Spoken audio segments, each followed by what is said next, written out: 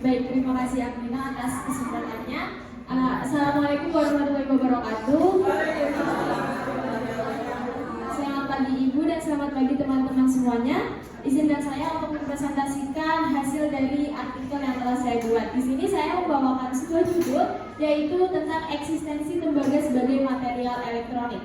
Nah, ketika saya menyebut tentang tembaga nih, benda apa yang terlintas di pikiran kalian bahwa salah satu komponen dari benda tersebut terbuat dari tembaga? TV, HP, ya benar sekali. Benda-benda yang teman-teman sebutkan tadi itu salah satu komponennya itu terbuat dari tembaga. Nah, cadangan tembaga di Indonesia sendiri menurut dari data United States Geological Survey menyebutkan bahwa cadangan tembaga di Indonesia itu nomor 7 terbanyak di dunia. Nah, bisa dibayangkan dong betapa banyaknya cadangan tembaga di Indonesia ini.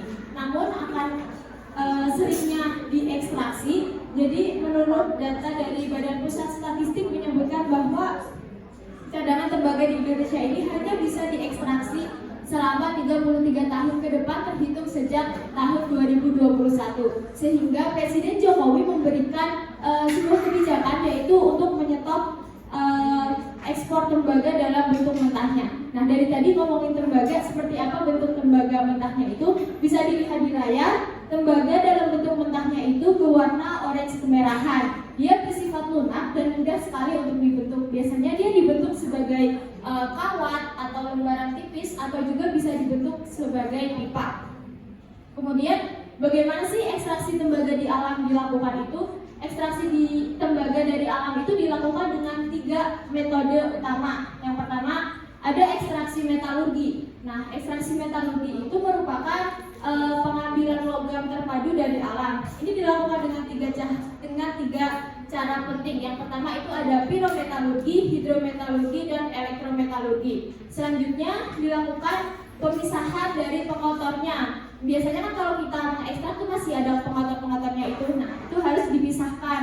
Nah, pemisahannya ini dilakukan juga dengan 3 cara, yaitu dengan cara meja goyang, Swiss box, dan juga flotasi. Ini tergantung dari ukuran dari mineralnya itu. Nah, kemudian yang terakhir dilakukan pemurnian. Nah, biasanya pemurnian ini juga dilakukan dengan 3 cara utama, yaitu ada smelting atau peleburan, lalu ada conversion, dan juga ada refining. Nah, biasanya dari ketiga tahap ini dihasilkan tembaga dengan kadar 98%. Untuk bisa diolah menjadi material elektronik, tembaga itu harus diolah menjadi bentuk serbuknya. Untuk mengolah bentuk serbuknya ini biasanya ada 4 tahap. Yang pertama itu ada tahapan atomisasi, reduksi oksida tembaga, hidrometalurgi, dan elektrolisis. Biasanya dari keempat tahap ini yang paling umum digunakan itu adalah elektrolisis karena dia lebih murah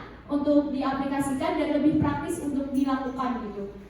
Dari keempat tahap tadi itu dihasilkan karakteristik serbuk yang berbeda-beda. Lalu bagaimana sih aplikasi tembaga dalam bidang elektronik sendiri itu? Karena tembaga itu telah menjadi salah satu aplikasi di bidang elektronik karena konduktivitasnya yang tinggi, sehingga tembaga itu sangat ideal digunakan menjadi material elektronik. Bisa digunakan menjadi kabel listrik, kabel komunikasi, dan komponen elektronik. Jadi dapat disimpulkan bahwa tembaga itu bisa digunakan menjadi material elektronik karena sifatnya yang sangat ideal. Sekian dari saya. Wassalamualaikum warahmatullahi wabarakatuh.